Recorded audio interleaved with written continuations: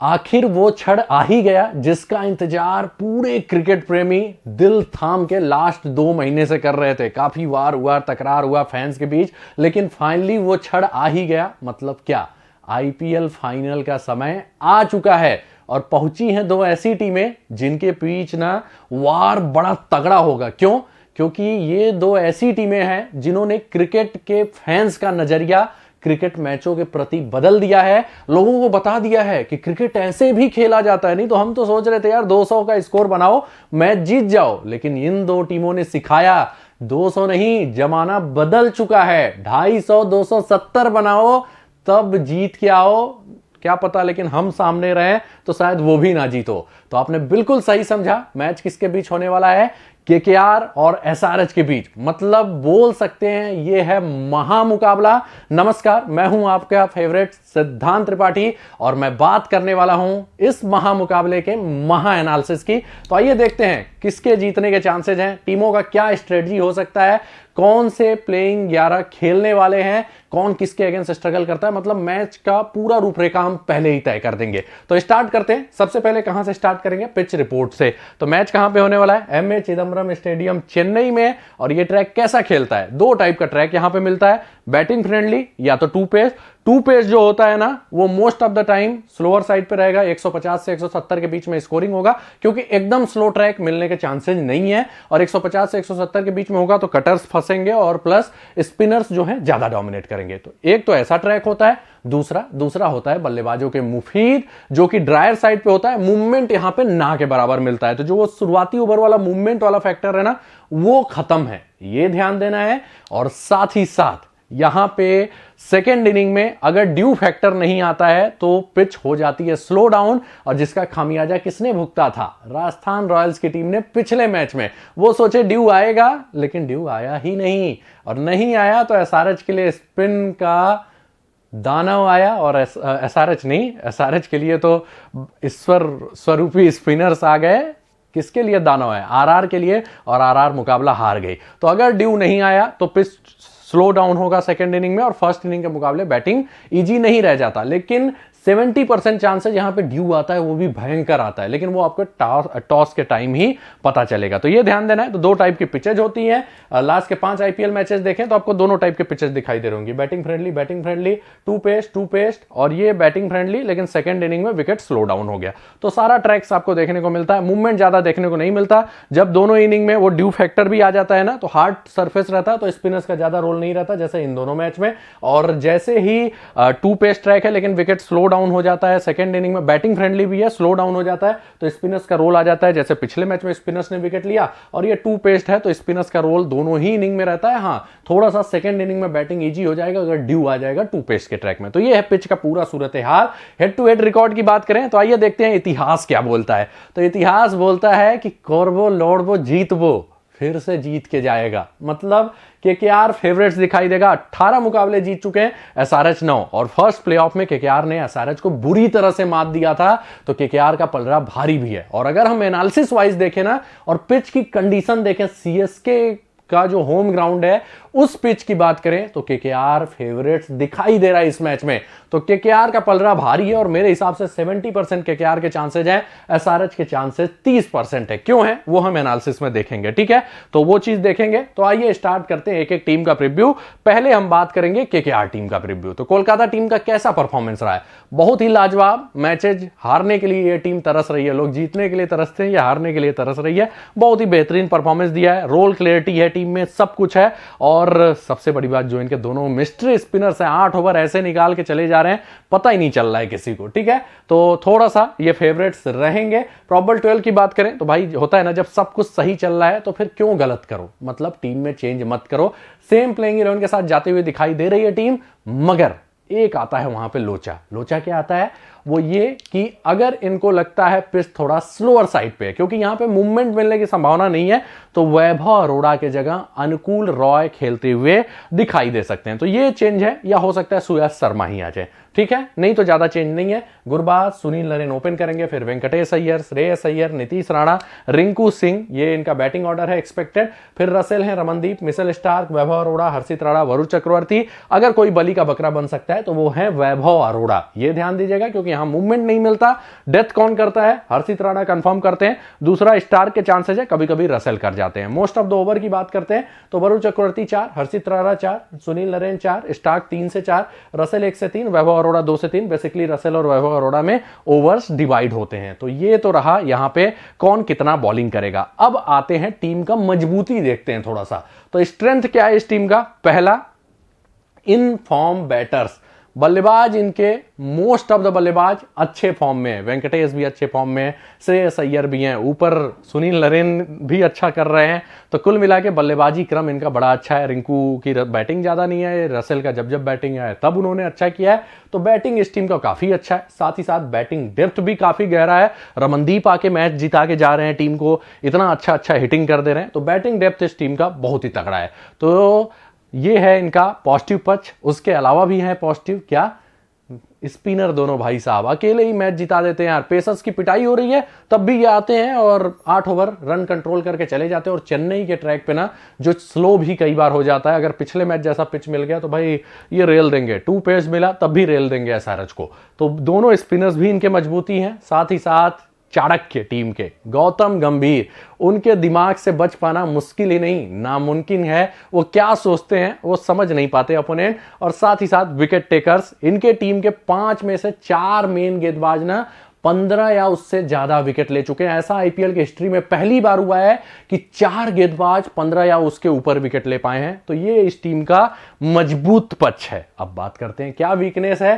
तो गूगल करेंगे ना कोलकाता का वीकनेस बना दो तो बता दो, तो शायद आएगा कि एरर 404 नॉट फाउंड। कोई वीकनेस है ही नहीं, लेकिन फिर भी अगर थोड़ा सा कॉन्सर्न है तो वो है इनका पेस अटैक, जिनकी अगर बैटिंग ट्रैक हो ना तो थोड़ा पिटाई हो जाता है। स्टार्क ने पिछले मैच में जरूर अच्छा किया था, लेकिन जब मूवमेंट नहीं मिलेगा तो शायद वो उतना प्रभावी ना हो। अगर लाइन लेंथ उस हिसाब का नहीं रखे तो वैभव अरोड़ा की भी पिटाई हो सकती है। हर्षित राणा ने इंप्रेस किया है, लेकिन रसेल की भी कुटाई हो रही है। तो कुल मिला के थोड़ा सा बोल सकते हैं वीकनेस पेस डिपार्टमेंट है, नहीं तो जल्दी इनका वीकनेस पता नहीं चलता। अब आते हैं कौन से प्लेयर्स वॉच आउट रहेंगे, जिनको देखना है फैंस को, और साथ ही साथ अपोजिशंस भी देखेंगे।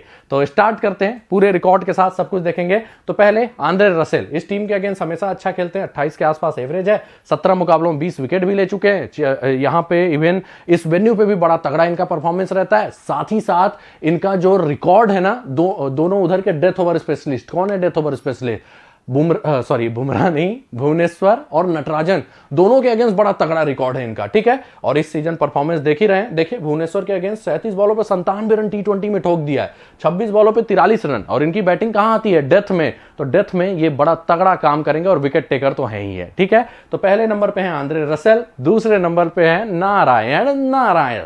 बहुत ही तगड़ा बैटिंग किया है, हालांकि बैटिंग में भरोसेमंद नहीं है, लेकिन अगर 6 ओवर भी टिक गए ना तो अपना काम कर जाते हैं। और बॉलिंग में तो पूछना ही नहीं है, खासकर चेन्नई के सरफेस पे बड़ा कत्लेआम मचाते हैं। 10 मुकाबलों में 14 विकेट ले चुके हैं और इनको भाई संभल के खेलना पड़ेगा, नहीं तो लेने के देने पड़ जाएंगे। इनका परफॉर्मेंस देखिए इस सीजन बहुत ही लाजवाब रहा है। तो ये है केकेआर के एक और मैच विनर। आगे बढ़ते हैं, अगर हम बात करें इनके बैटिंग में स्ट्रगल की, तो भाई ये कईयों के अगेंस्ट स्ट्रगल किए हुए हैं, आपको दिख रहा होगा। भूवी के अगेंस्ट 2 बार आउट हैं 31 रन बनाने में, नटराजन के अगेंस्ट 1 बार आउट हैं, कम स्कोर में उनादकट भी फंसाते हैं, यानसीन भी फंसाते हैं। तो बैटिंग में रिकॉर्ड कईयों के अगेंस्ट खराब है, लेकिन इस बार के सुनील नरेन थोड़ा अलग बैटिंग कर रहे हैं, ठीक है। आगे आते हैं, नंबर आता है किसका? अंडररेटेड प्लेयर है, क्या नाम है? हर्षित राणा। इस टीम के अगेंस्ट हमेशा अच्छा करते हैं, 3 मुकाबलों में 5 विकेट ले चुके हैं। और सबसे बड़ी बात ये कटर्स का बड़ा अच्छा इस्तेमाल करते हैं, और चेन्नई के सरफेस पे जो कटर्स का इस्तेमाल करते हैं वो सक्सेसफुल रहते हैं, ठीक है। तो हर्षित राणा भी एक उस कैटेगरी में रहेंगे players to watch out for में, और जिनसे अपोजिशंस को बच के रखना है। इस सीजन में 12 मुकाबलों में 17 विकेट ले चुके हैं,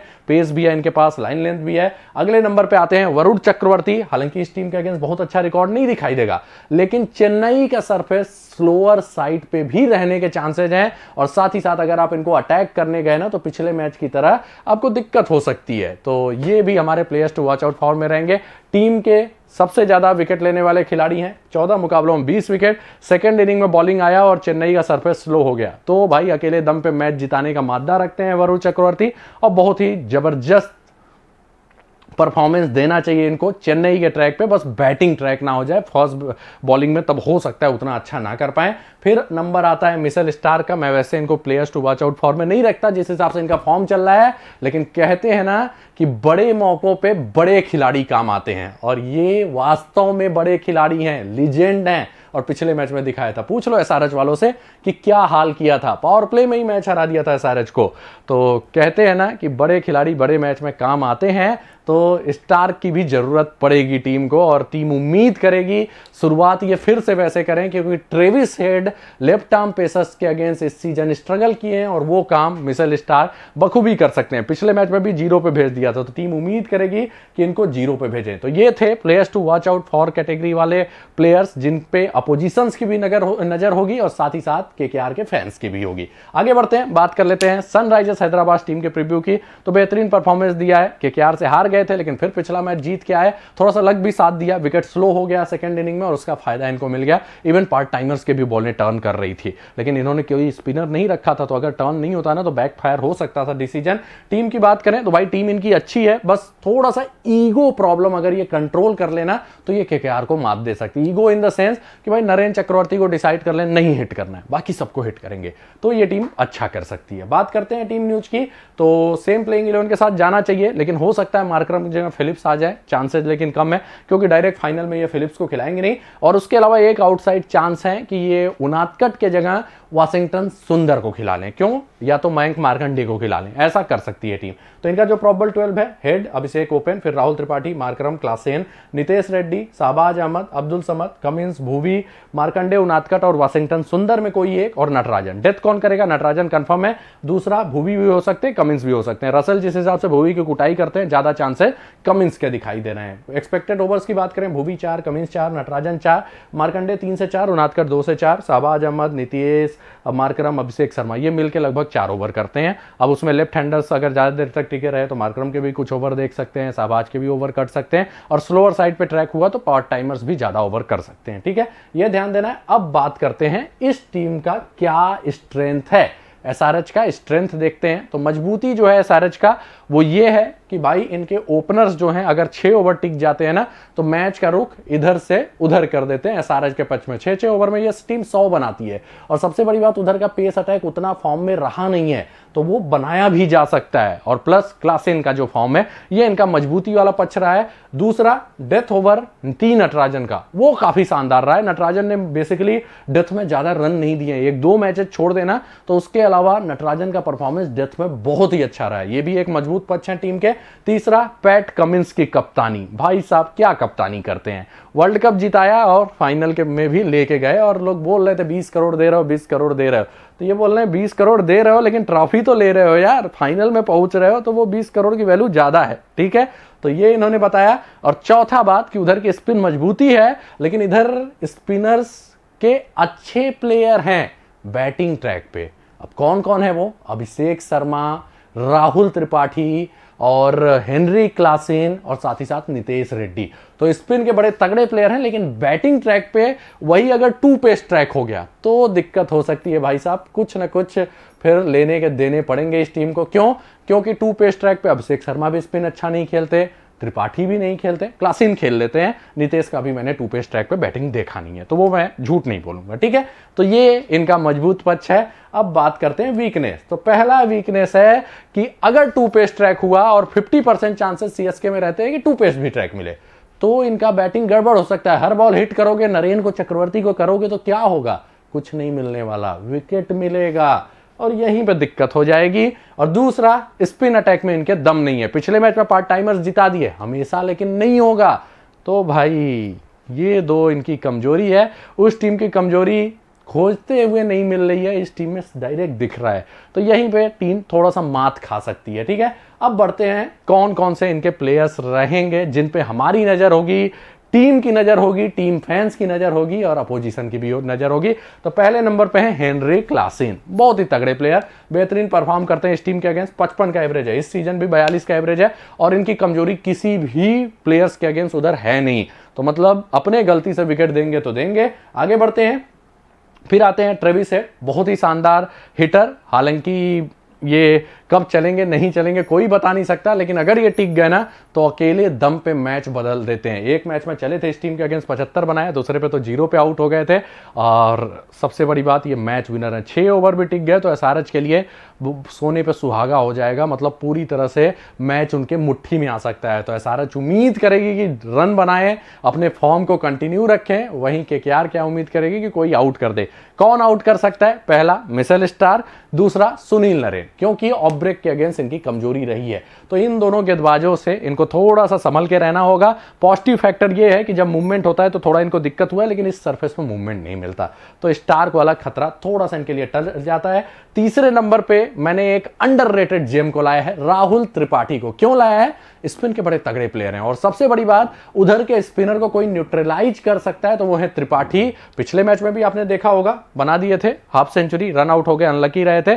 और उसके अलावा इनका रिकॉर्ड हम देखेंगे नरेन के अगेंस्ट, चक्रवर्ती के अगेंस्ट बड़ा तगड़ा है, और इस सीजन फॉर्म में भी अब दिखाई दे रहे हैं। फर्स्ट सेकंड मैच छोड़ दें तो उसके बाद लगातार अच्छी बल्लेबाजी किया है, और अगर ये 20-25 बॉल भी खेल गए तो 40-50 बंदा बना के जाता है, और सबसे बड़ी बात उधर के स्पिनर से डरता नहीं है। तो एसआरएच वाले सोचेंगे कि त्रिपाठी भाई डरना नहीं है, आपको टिके रहना है। वरुण चक्रवर्ती के खिलाफ 17 बॉलों पे 33 रन, नरेन के खिलाफ 67 बॉलों पे 90 रन, एक ही बार आउट हुए, 90 का एवरेज रखना नरेन के अगेंस्ट, वो भी 120 प्लस स्ट्राइक रेट से, वो अपने आप में आपके महानता को दर्शाता है। ठीक है, किसके अगेंस्ट स्ट्रगल होता है?